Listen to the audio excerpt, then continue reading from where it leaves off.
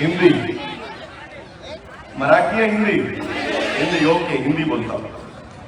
मंच पर उपस्थित परम पूज्य श्री बसवचेतन देवारू बसव भुवन हेब्बल जी, कार्यक्रम में उपस्थित सभी चीफ गेस्ट नितेश पाटिल जी, संदीप पाटिल जी, दर्शन जी, श्री फकीरप्पा चलावदी जी, श्रीमती उमा साली गौदर जी, श्रीमती सीमा हाथुनुरी जी, मंच पर उपस्थित सभी लोग, इस कार्यक्रम के अध्यक्ष श्री दिलीप होसामनी जी और बाकी सभी चीफ गेस्ट और यहाँ पर उपस्थित सभी मेरे भाइयों को, बहनों को, माताओं को राजरत्न अंबेडकर की ओर से जय भीम।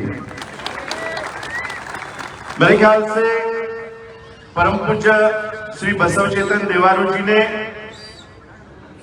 माता सावित्री माई, इनके जीवन पर बहुत सारी बातें आपने रखी है, मैं थोड़ा थोड़ा समझ रहा था।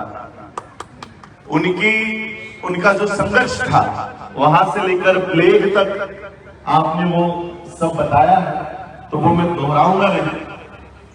आज हम दो बातों के लिए यहां पर इकट्ठा हुए हैं। पहली बात, 31 दिसंबर 1817 से चला हुआ युद्ध जो 1 जनवरी 1818 को समाप्त हुआ, 31 दिसंबर के रात को भीमा नदी के उस पात्र में, भीमा नदी के उस जगह पे जो युद्ध चल रहा था, और वो युद्ध 1 जनवरी 1818 में उसका विजय उसे प्राप्त हुआ, वो शौर्य दिवस मनाने के लिए हम यहाँ इकट्ठे हुए हैं। और दूसरा, 3 जनवरी को माता सावित्री माई, इनकी जयंती है, इस जयंती को मनाने के लिए हम लोग यहाँ इकट्ठा हुए हैं।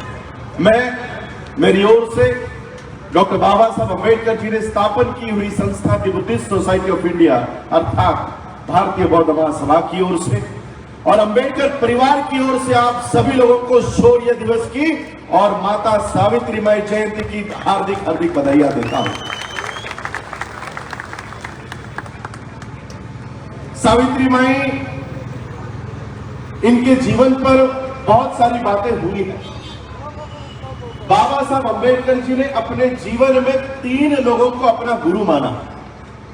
पहले स्थान पर तथागत बुद्ध को अपना गुरु माना, संत कबीर को अपना गुरु माना और महात्मा फुले, इनको अपना गुरु माना। बाबा Saheb Ambedkar MA, PhD, DSC, bar and law, इतनी सारी डिग्रियां लेने के बावजूद वो गुरु किनको मान रही है? जिन्होंने स्कूल की, कॉलेज की, यूनिवर्सिटी की कभी दहलीज भी नहीं चढ़ी, ऐसे लोगों को वो गुरु मान रहे हैं। क्यों? क्योंकि इन लोगों को अपना दोस्त कौन है, अपना दुश्मन कौन है, ये इन लोगों को पता था। ये इन लोगों को पता था। बाबा साहब अम्बेडकर 1 जनवरी 1818 को बाबा साहब अम्बेडकर भीमा कोरेगांव के इस विजय स्तंभ को अभिवादन करने के लिए पहुंचे। मुझे बताओ, क्या 1 जनवरी 1818 में जिन 500 शूरवीरों ने 28,000 पेशवाओं को खत्म किया, क्या उन 500 शूरवीरों में से कोई ग्रेजुएट था, कोई स्कूल जाता था, कोई 10वीं पास था? बाबा साहब अम्बेडकर,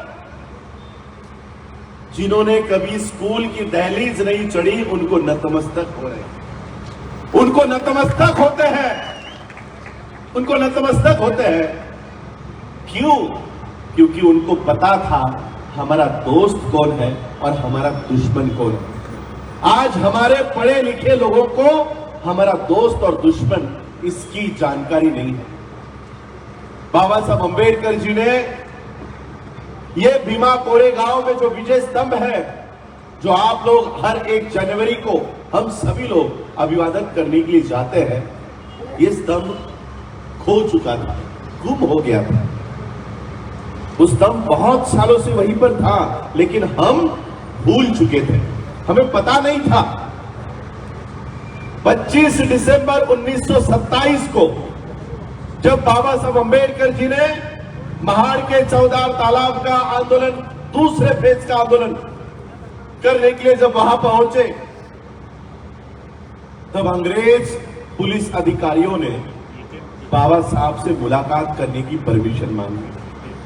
बाबा साहब से कहा कि बाबा साहब, हम आपसे मिलना चाहते हैं।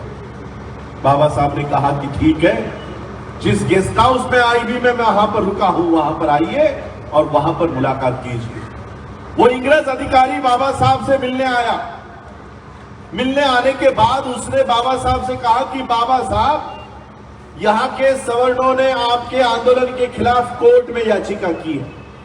महाड़ का चौदार तालाब जो आप 20 मार्च 1927 को आए थे, उसके बाद यहां के सवर्णों ने कोर्ट में याचिका की है कि ये तालाब हमारे पैसों का है, हमारे पैसों से इसकी निगरानी होती है, इसलिए शूद्र अति शूद्रों को वहां पर एंट्री नहीं दी जाती। बाबा साहब के साथ सभी कार्यकर्ता थे। वो कार्यकर्ताओं ने बाबा साहब से कहा कि बाबा साहब, हम वहां पर जाएंगे, भले हमको ये इंग्रज अधिकारी अरेस्ट कर ले, हम लोगों को जेल में डाल ले। सभी 50,000 से भी ज्यादा कार्यकर्ता जेल में जाने के लिए तैयार हो गए, लेकिन बाबा साहब ने कहा नहीं, रुको। वो अंग्रेज अधिकारी बाबा साहब से कह रहा था कि बाबा साहब, हम आपके अधिकारों के खिलाफ नहीं हैं, हम आपके महाड़ के चौदार तालाब पर जाने के खिलाफ नहीं है, हम ही ने तो वो अधिकार आपको दिया है। यहां के सवर्णों ने कोर्ट में याचिका दायर करने के बाद कोर्ट ने मनाही आदेश दिया है, अगर उस आदेश का आप उल्लंघन करते हो तो हमें आप सबको अरेस्ट करना होगा। बाबा साहब ने अपना दुश्मन कौन है पहचाना, और उस समय बाबा साहब अंबेडकर जी ने महाड़ के चौदार तालाब पर जाने के बजाय जिस ग्रंथ के वजह से हमें उस चौदार तालाब पर जाने की मनाही की गई है, उस ग्रंथ को, मनुस्मृति को बाबा साहब ने जलाया। और बाबा साहब ने पहली बार बाबा साहब ने पब्लिक लाइफ में विजय स्तंभ का उल्लेख किया, और बाबा साहब ने कहा कि तुम लोग भेड़ बकरियों की संतानें नहीं हो, तुम लोग शेर की संतानें हो। अगर तुम लोग ये नहीं जानते तो जाओ, जाकर भीमा कोरेगांव का विजय स्तंभ देखो, तुम्हारे पूर्वजों के नाम वहां पर लिखे हुए हैं। बाबा साहब अंबेडकर जी ने ये खोया हुआ विजय स्तंभ हम लोगों को परिचित कराया, और वो परिचित किया हुआ स्तंभ आज भी हम लोग उसको अभिवादन करते हैं। ये इतिहास है हम लोगों का। ये इतिहास सिर्फ एक पिलर को, हम स्तंभ को अभिवादन करने नहीं जाते, ये हम अभिवादन हमारे उन महापुरुषों को करते हैं जिन्होंने इस देश में 28,000 पेशवाओं को काटा। ये युद्ध कोई 500 वर्सेस 28,000 नाग और पेशवाओं में नहीं था। ये युद्ध था स्वाभिमान के और अहंकार के बीच में, और वहां पर अहंकार का पराजित हुआ और स्वाभिमान की जीत हुई। ये स्वाभिमान की जीत का जश्न है। बाबा साहब अंबेडकर जी के पिता मिलिट्री में थे, और पिता ही नहीं, दादा भी मिलिट्री में थे, परदादा भी मिलिट्री में थे, उनके दादा भी मिलिट्री में थे। मेरे पास, आप लोगों के पास तो सिर्फ बाबा साहब की वंशावल होगी, मेरे पास पूरी अंबेडकर फैमिली की वंशावल है। हम लोग कहते हैं कि 500 महारों ने लड़ाई लड़ी, बहुत गलत बात है। 1818 में बाबा साहब अंबेडकर एक किताब लिखते हैं, हू where Mahars. Who where Mahars में बाबा साहब लिखते हैं कि महार ये शब्द ज्यादा पुराना नहीं है, ये शब्द ना श्रुतियों में है, ना वेदों में है, ना मनुस्मृति में है। तो ये महार है कौन? हू वेर महार? ये 1818 में ये जो महार लोग आप कह रहे हो, ये है कौन? ध्यान साधना किया करते थे, अपने धम्म का प्रचार किया करते थे, वहां उस समय ब्राह्मण उनकी हत्या करने की साजिश रचा करते थे। उनकी हत्या करने की साजिश रचा करते थे, उनको बदनाम करने की साजिश रचा करते थे। उस समय जब तथागत बुद्ध ध्यान साधना किया करते थे, तब नाग लोग उनकी रक्षा करते थे। और यही नाग लोग हमारे पूर्वज है। हम कोई महार चमार तैली तंबोली कुंडवी नहीं, हम कौन है? हम नाग लोग हैं। नाग लोगों के हम वंशज हैं। किसने लड़ाई लड़ाई? सिद्धनाग। ये नाग हो गया और उस नाग को हम महार समझ लेते हैं। ये नाग लोगों का इतिहास है, जिन्होंने इस देश से अफगानिस्तान तक जाकर बौद्ध धर्म का प्रचार और प्रसार किया। ये नाग लोगों का इतिहास है। और इसलिए बाबा साहब अम्बेडकर जी ने हमें सिर्फ भीमा कोरेगांव से परिचित नहीं किया। बौद्ध धर्म की दीक्षा लेते समय उस नाग नदी के किनारे नागपुर में जाकर बाबा साहब ने बौद्ध धर्म को पुनर्जीवित किया। क्यों? क्योंकि हम उन नाग लोगों की संतान हैं, उन नाग लोगों की हम वंशज हैं। आज इस देश में बाबा साहब अम्बेडकर जी ने इस विजय स्तंभ के माध्यम से हम लोगों को अपना इतिहास क्या है वो परिचित करवाया। हम लोग किस तरह का जीवन जी रहे थे पता है? हमारे लोग, इन लोगों को अछूत डिक्लेयर कर दिया गया, आउटकास्ट कर दिया गया। इन लोगों को गांव के बाहर रहने के लिए मजबूर किया गया। इन नाग लोगों को इनकी गलती क्या थी, इनका गुनाह क्या था कि ये बुद्ध के प्रचारक थे। ये बुद्ध के प्रचारक थे, ये बौद्ध धर्म का प्रचार प्रसार किया करते थे। और जब इस देश में प्रतिक्रांति हुई, तब इन लोगों को गांव में आने से मना कर दिया गया और मरा हुआ मांस खाने पर मजबूर किया गया। हमारे लोग गांव के बाहर रहते थे और आसमान की ओर देखा करते थे, आसमान की ओर।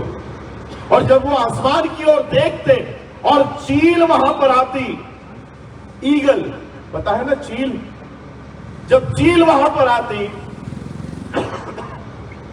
तो ये हमारे जो लोग थे उनको पता चल जाता कि अगर ऊपर चील है तो नीचे कोई जानवर मरा पड़ा है, नीचे कोई जानवर मरा पड़ा है। और यहां से ये लोग भागते थे और वहां से कुत्ता भागता था। उस मरा हुआ जानवर का मांस खाने के लिए यहां से इंसान भागते थे और यहां से जानवर भागते थे, कुत्ता भागता था। और कुत्ते में और इंसान में रेस लगती थी कि कौन पहले जाकर वो मरा हुआ मांस खाएगा। भूख दोनों को भी लगी हुई है, दोनों को भी भूख लगी हुई है। एक तरफ से वो कुत्ता मांस तोड़ रहा है, दूसरी तरफ से इंसान मांस खा रहे हैं। और वो कुत्ता उन इंसानों को भी गुर्रा रहा है, यानी कुत्ता भी हमको कीमत नहीं दे रहा था। ऐसे लोगों को बाबा साहब अम्बेडकर जी ने अपने इतिहास से पराजित कराया। और बाबा साहब ने कहा कि ये क्या जीवन जी रहे हो, ये क्या जीवन जी रहे हो, तुम लोग शेर की संतानें हो। जो लोग मरा हुआ मांस खाने के लिए कुत्ते से लड़ते थे, बाबा साहब अम्बेडकर जी ने उस कौम को राष्ट्रपति पद पर जाकर बिठा दिया। ये बाबा साहब अम्बेडकर जी की इस देश को देन है, इस देश को देन। बाबा साहब अम्बेडकर जी के पिता मिलिट्री में थे। क्योंकि हमने 1818 का युद्ध जीता था और पेशवाई को इस देश से खत्म किया था, इसलिए पेशवाओं ने जाते जाते हमसे एक बदला लिया। अब ब्रिटिश भी कोई हमारे सगे थे नहीं। पेशवाओं ने ब्रिटिशरों से अपनी पेशवाई रद्द करने के बदले उन्होंने कहा कि ठीक है, हम हार गए हैं, हम अपना राजपाट यहां से खत्म कर रहे हैं, लेकिन हम आपको एक रिक्वेस्ट करना चाहते हैं, एक विनती करना चाहते हैं। अंग्रेजों ने कहा, बताओ क्या विनती है?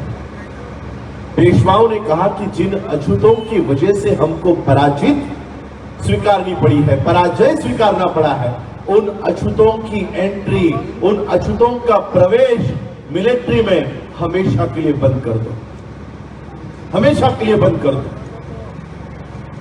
और ये एंट्री आगे चलकर बंद हो गई, ये एंट्री बंद हो गई। धीरे धीरे सभी मिलिट्री मैन जो अछूत थे, सैनिक थे, उनको धीरे धीरे पेंशन देकर उनकी नौकरियां खत्म कर दी।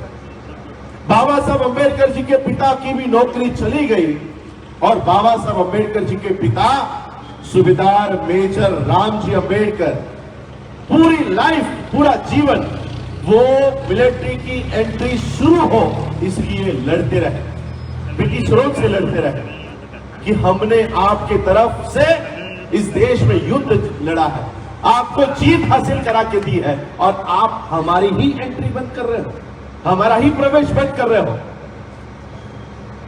बाबा साहब अंबेडकर जी के पिता ने कई सारे खत, करस्पॉन्डेंस ब्रिटिश सरकार को किए, लेकिन उनको सफलता हासिल नहीं हुई।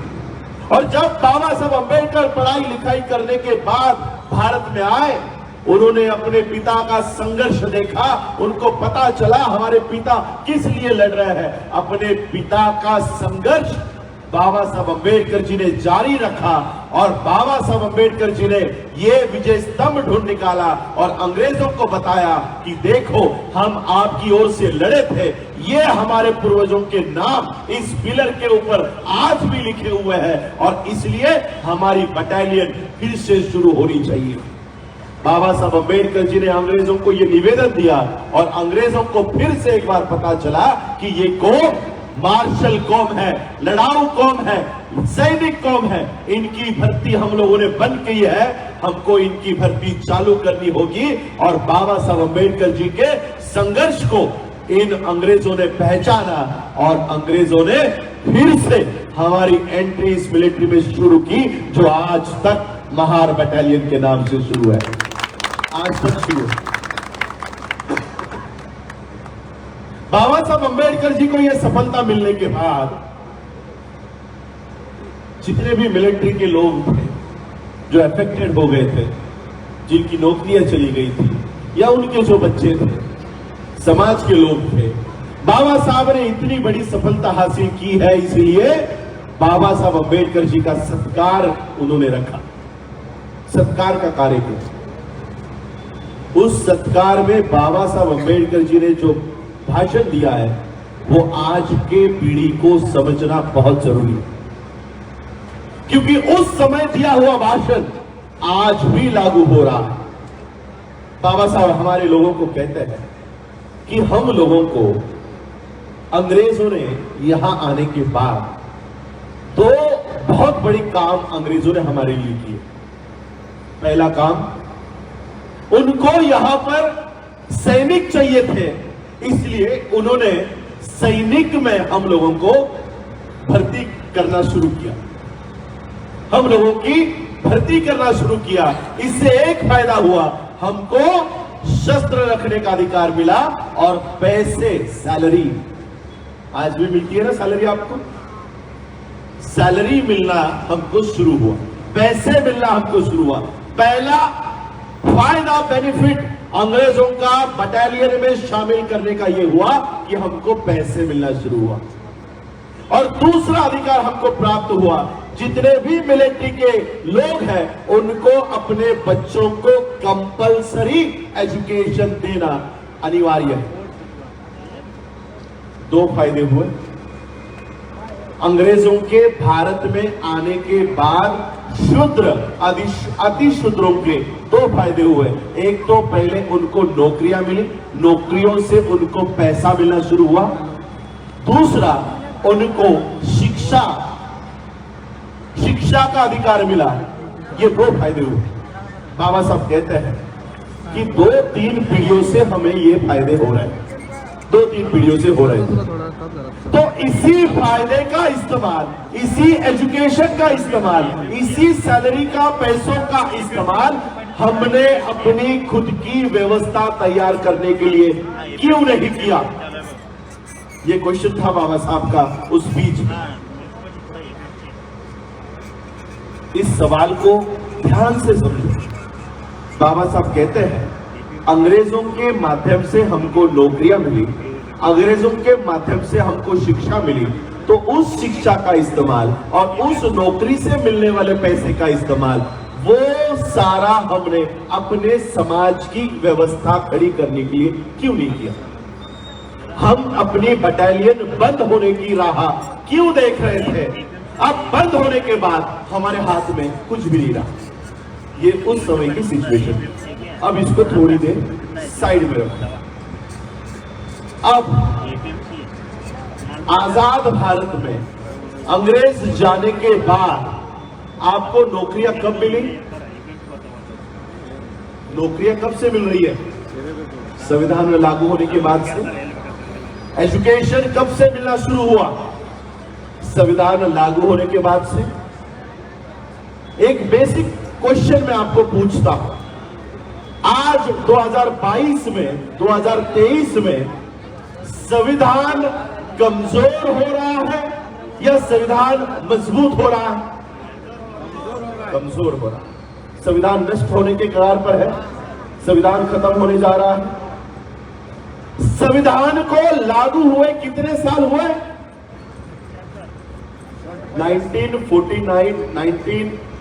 1949 में वो सम्मत हुआ, 1950 में लागू हुआ, 74 इयर्स कंप्लीट हुए संविधान दिन को। यानी इस देश में संविधान 74 इयर्स से हमारे हाथ में है। इन 74 इयर्स में हम लोगों को एजुकेशन मिल रहा है, इन 74 इयर्स में हमको सैलरी मिल रही है। बाबा साहब अंबेडकर जी के संविधान के वजह से हम लोगों को नौकरियां मिली, बाबा साहब के संविधान के वजह से हमको शिक्षा मिली।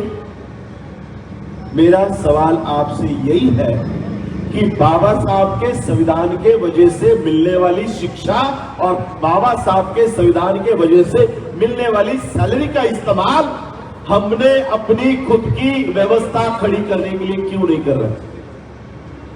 क्या हम संविधान खत्म होने की राह देख रहे हैं? जब संविधान खत्म हो जाएगा, आपका एजुकेशन खत्म हो जाएगा, आपकी नौकरियां खत्म हो जाएगी, कौन आपके लिए लड़ने वाला है? मुझे बताओ, कौन लड़ने वाला है? महार बटालियन खत्म हुई तब बाबा साहब अंबेडकर तैयार हुए, बाबा साहब ने महार बटालियन फिर से शुरू की, बाबा साहब ने संविधान दिया।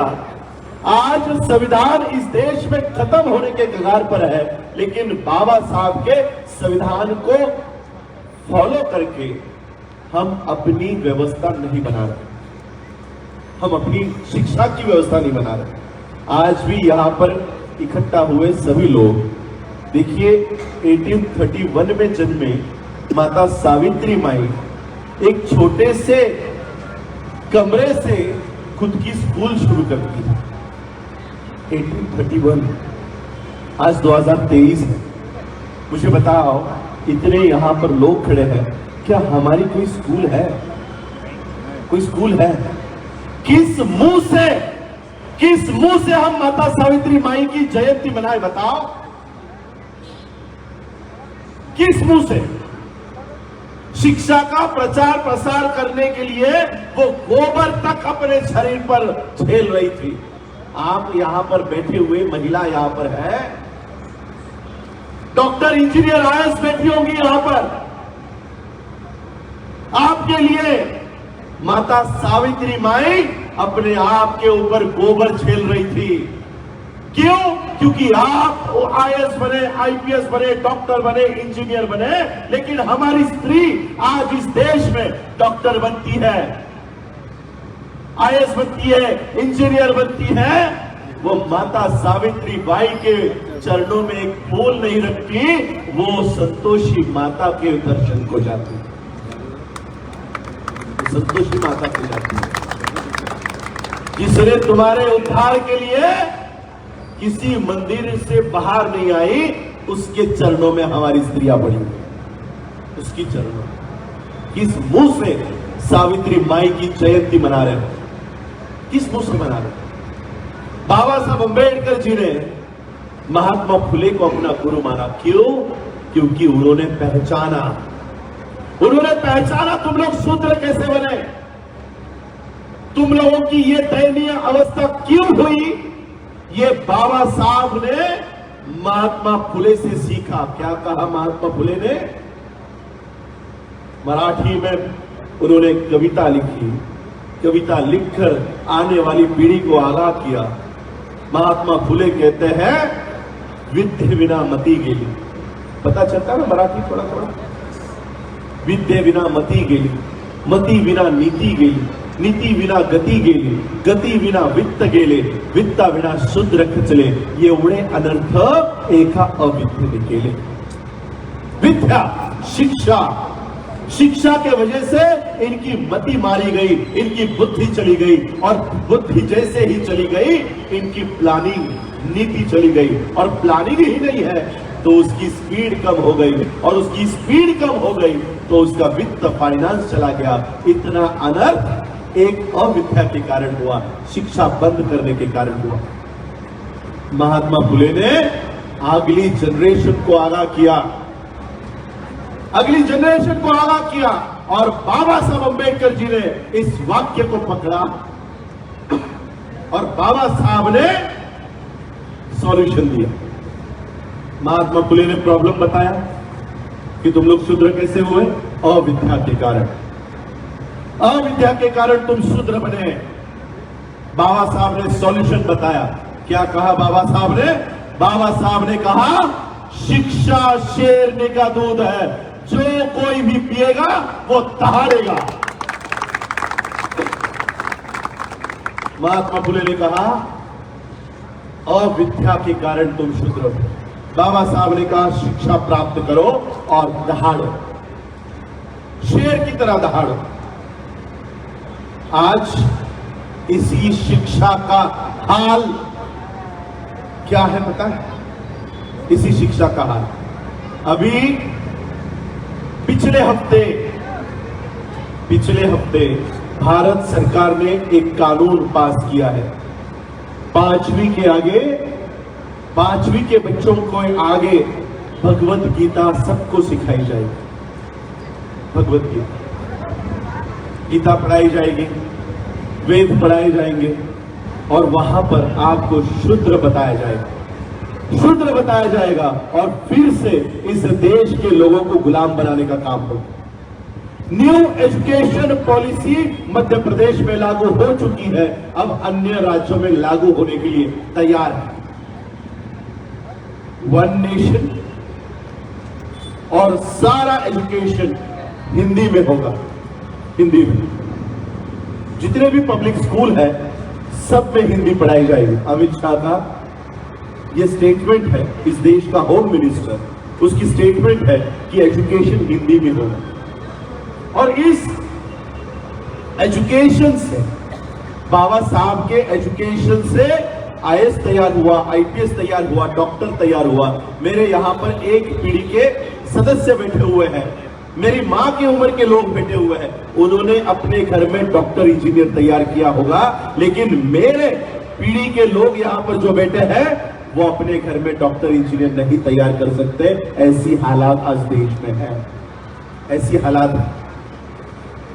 बाबा साहब ने कहा कि शिक्षा प्राप्त करो।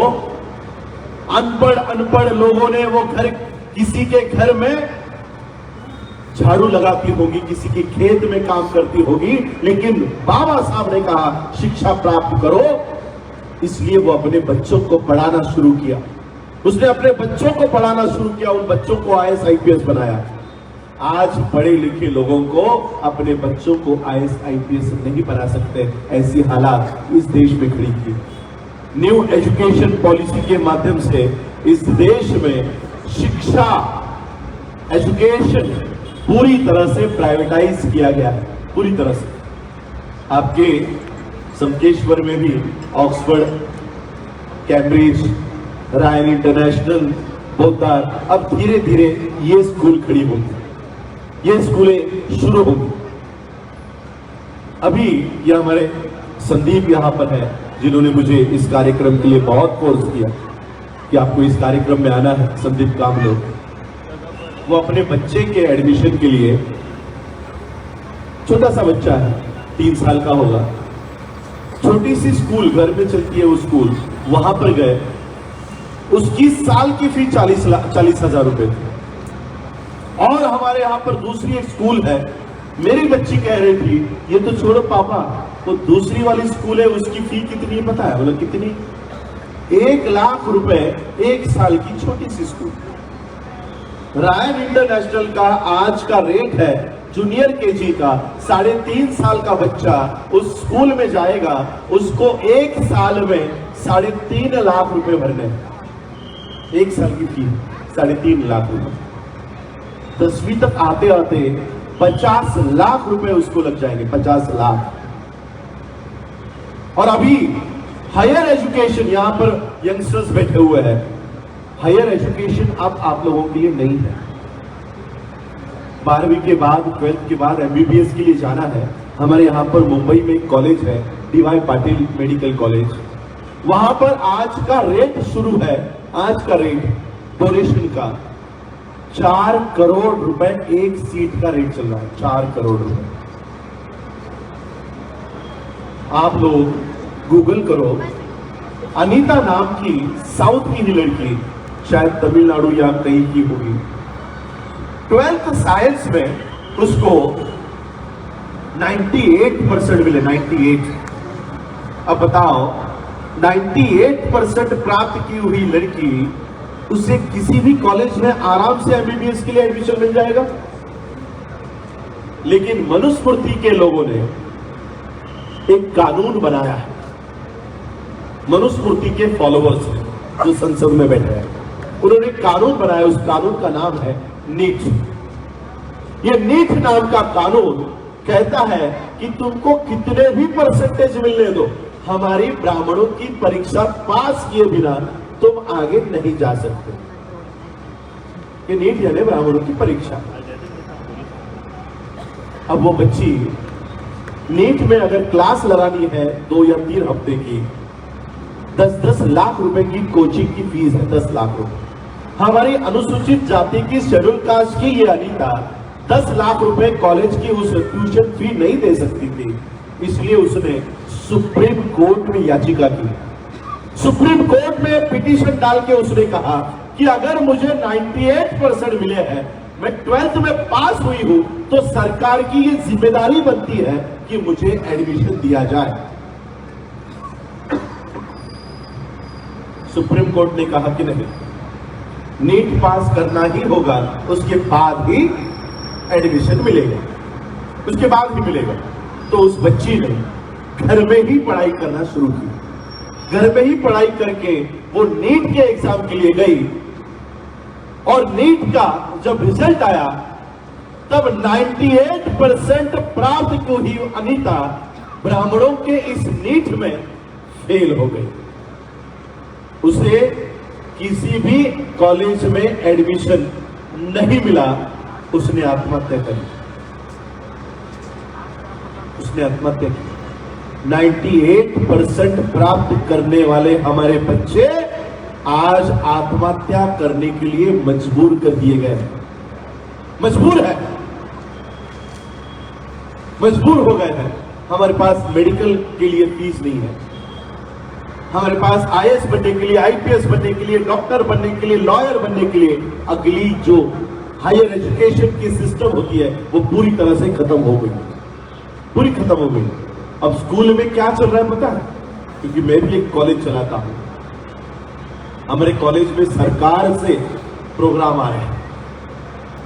11वीं के बच्चे 10वीं पास होने के बाद हमारे कॉलेज में आ रहे हैं, हम उनको IAS बनने की, IPS बनने की ट्रेनिंग देने के बजाय मैकेनिकल, इलेक्ट्रिकल, प्लम्बर इसकी ट्रेनिंग दे रहे हैं। स्किल डेवलपमेंट के कोर्सेज शुरू है हमारे यहाँ। स्किल डेवलपमेंट के नाम पर हम हमारे बच्चों को मैकेनिक बनाने की ट्यूशन दे रहे हैं, प्लम्बर बनने की कोचिंग दे रहा है। IAS IPS बनना अब हमारे लोगों के लिए इन्होंने बंद कर दिया। इन्होंने बंद कर दिया। इस देश का प्रधानमंत्री कहता है कि इस देश में वन नेशन वन इलेक्शन होगा।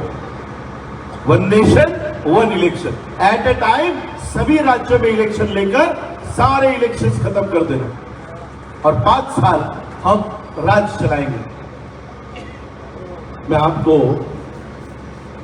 आपके माध्यम से प्रधानमंत्री जी को एक मैसेज देना चाहता हूं विद ड्यू रिस्पेक्ट। प्रधानमंत्री जी, इस देश को वन नेशन वन इलेक्शन की जरूरत नहीं है। इस देश में वन नेशन और वन एजुकेशन की बहुत जरूरत है। वन एजुकेशन का मतलब क्या?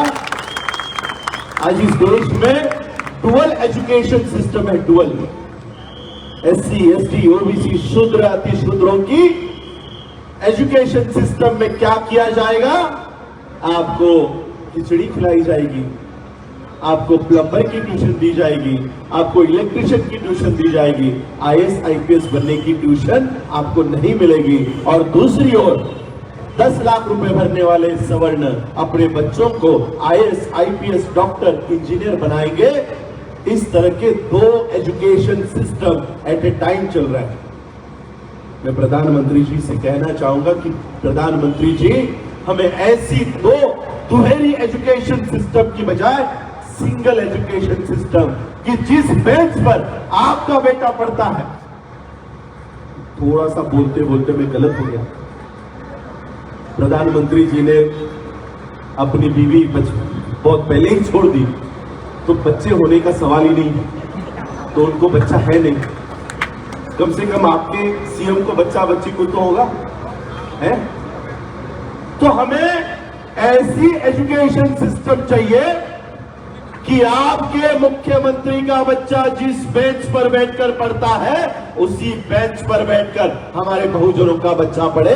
इस तरह की एजुकेशन सिस्टम हमको इस देश में खड़ी करनी है। इस तरह की एजुकेशन सिस्टम हमको चाहिए। अडानी अंबानी के बच्चों को अलग शिक्षा और हमारे बच्चों को अलग शिक्षा की नीति, इस तरह की शिक्षा नीति हम लोगों को इस देश में नहीं चाहिए। बाबा साहब अंबेडकर जी ने हम लोगों को जो संविधान दिया, आज वो संविधान खत्म होने के कगार पर है और हम लोग अपनी व्यवस्था खड़ी नहीं कर रहे, अपनी व्यवस्था नहीं बना रहे। और इसलिए हम लोगों को अपनी व्यवस्था बनाने के ऊपर काम करना है। 10 से 15 लाख लोग चैत्य भूमि जाते हैं, 10 से 15 लाख लोग दीक्षा भूमि जाते हैं। कल हम लोग भीमा कोरेगांव पर थे, 15 से 20 लाख लोग आए होंगे, लेकिन 15 से 20 लाख लोग आते हैं, हमारी खुद की स्कूल नहीं है, हमारा खुद का हॉस्पिटल नहीं है, हमारी खुद की सिस्टम हम लोग आज खड़ी नहीं कर पाए। और इसलिए ये बात बाबा साहब ने पहचानी थी। आज क्यों ये हो रहा है? जिस संविधान से हम लोगों को अधिकार मिल रहे हैं, उस संविधान को खत्म करने के लिए ये व्यवस्था क्यों काम कर रही है? ऐसा क्या है उस संविधान में कि पूरी की पूरी सिस्टम इस संविधान को हटाने के लिए लगी हुई है? संसद को काम करने से कौन सा आर्टिकल रोक रहा है, मुझे बताओ।